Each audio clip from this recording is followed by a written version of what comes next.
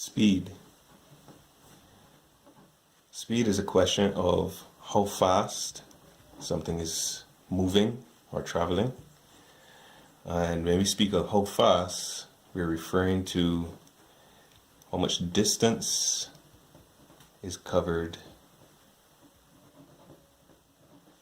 in a given amount of time.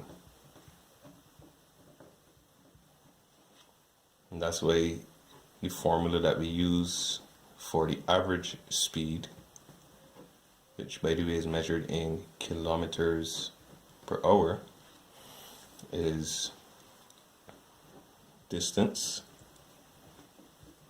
measured in kilometers divided by time measured in hours.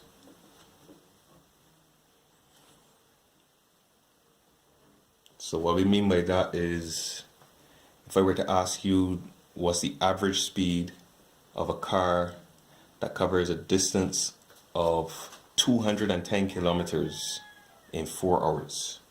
So you have a car travels 210 kilometers in 4 hours. And I'm asking, what is the average speed of this car?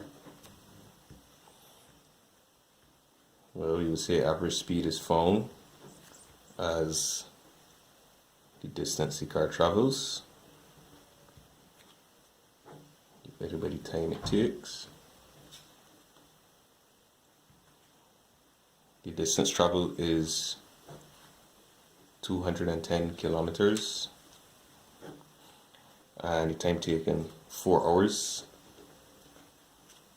which means the average speed is 52.5 kilometers per hour.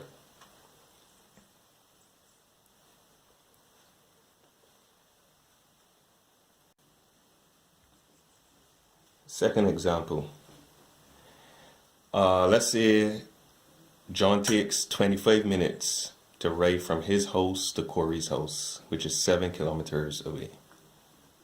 So John takes 25 minutes to ride from his house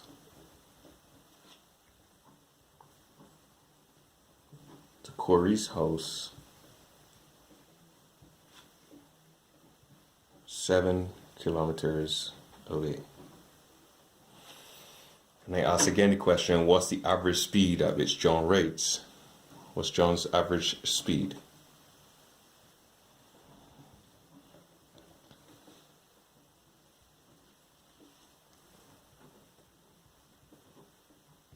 For this trip. Again, we would say that speed is distance divided by time. The distance he travels is from his house to Corey's house, 7 kilometers. And the time he takes in the information given is 25 minutes.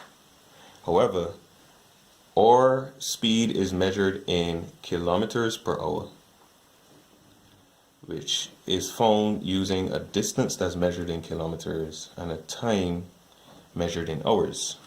So we must represent in this question the time that he takes for the journey in hours.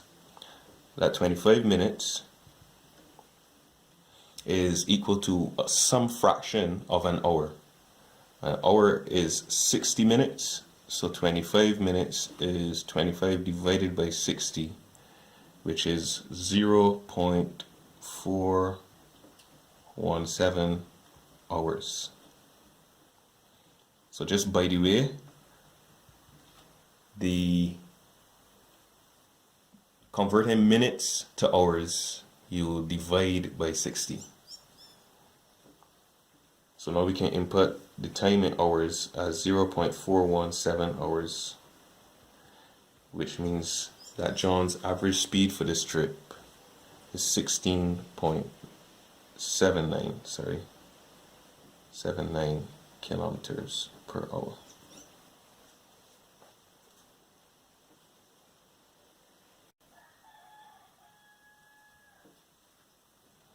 This relationship between speed, distance, and time can be used to solve for either of the three. In other words, we can know the distance and the time taken and calculate the speed, or we can know the distance traveled and the speed at which you travel and calculate the time. So we can know the speed and the time taken, calculate the distance. It's commonly represented pictorially using a triangle. This perhaps is one of the ways that will help you to remember the formula. However, the formula for each of these is provided in the formula sheet. So even if you don't memorize it, you'll be fine. But just in case you want a way to remember it, the triangle has speed, distance, time, and whichever one you want to solve for, if you cover that one, so for example, speed is equal to distance over time. If I wanted to calculate for time, time would be equal to distance over speed. So I can write that as well. To calculate for the amount of time taken, that is distance divided by the average speed. And again, if I wanted to solve for the distance traveled, knowing the speed and the time, it would be the product of speed and time. That is speed multiplied by time.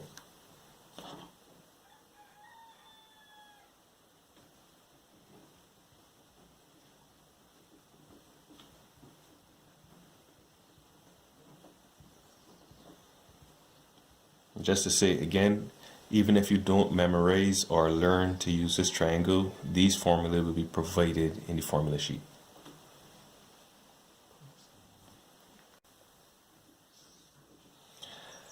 So let's see if we can firstly identify which formula we need to employ and solve different questions given the information provided.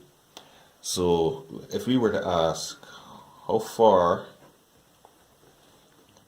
should a ship traveling at 29.5 kilometers per hour,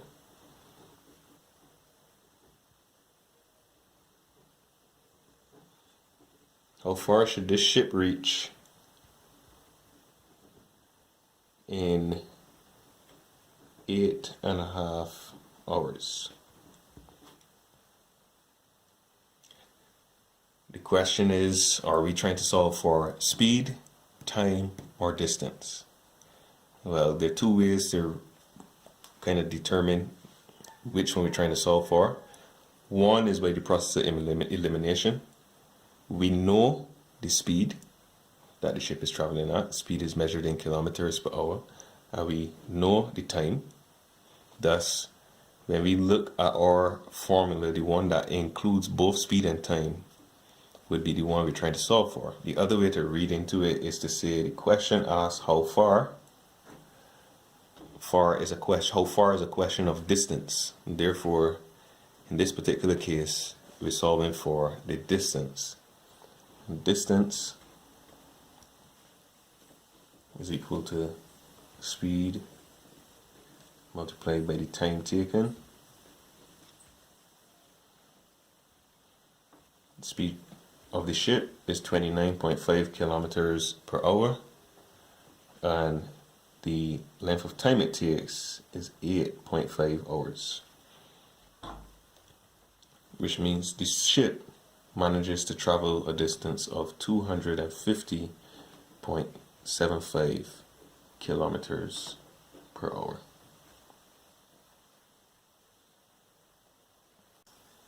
It's actually not kilometers per hour. Distance is measured in kilometers. The next example, a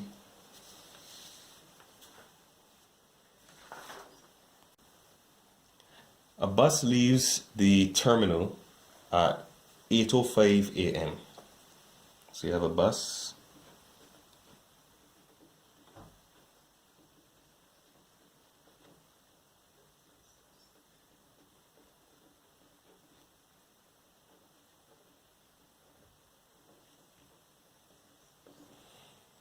And leaving the terminal at 8:05, it travels 64 kilometers at an average speed of 55 kilometers per hour.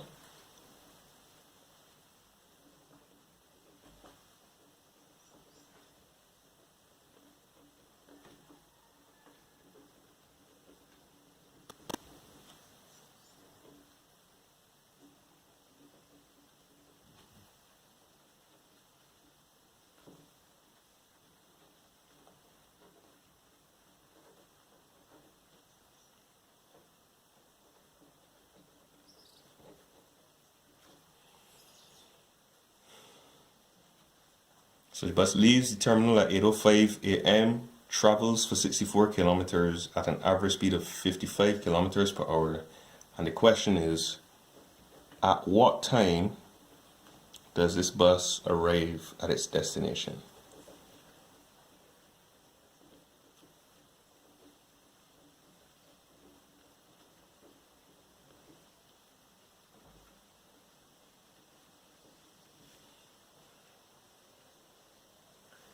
I think this one is a bit easier to determine which of the three we're solving for.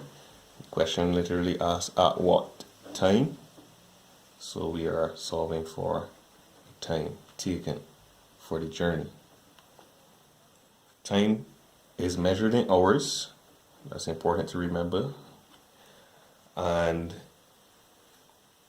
the formula is the distance traveled divided by the speed, or the average speed. We know the distance traveled is 64 kilometers from our question, and the average speed is 55 kilometers per hour, also provided in the question, which means that the length of time taken for the journey is 1.16 hours. However, note that the question says at what time, meaning that we are to factor in the time that the bus leaves the terminal and the amount of time taken for the journey to provide a time at which the bus arrives, an arrival time, that is to say. In order for us to do this, we have to add on the length of time taken to the time of departure. So our arrival time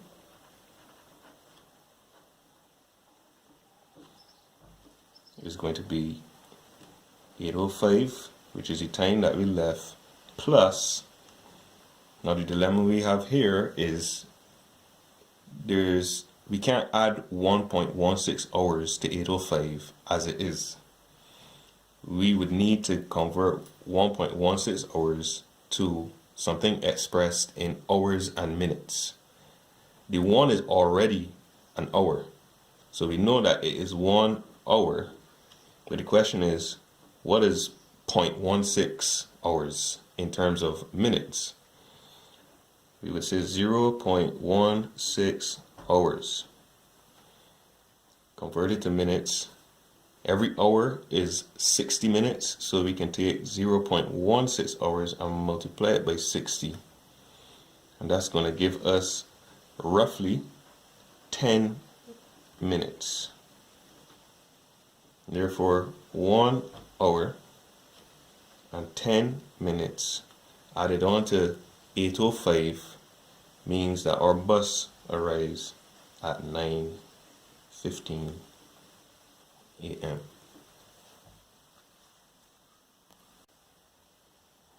I recommend you can go over this video as often as you like in your leisure, and also make an attempt at the questions provided on this particular topic.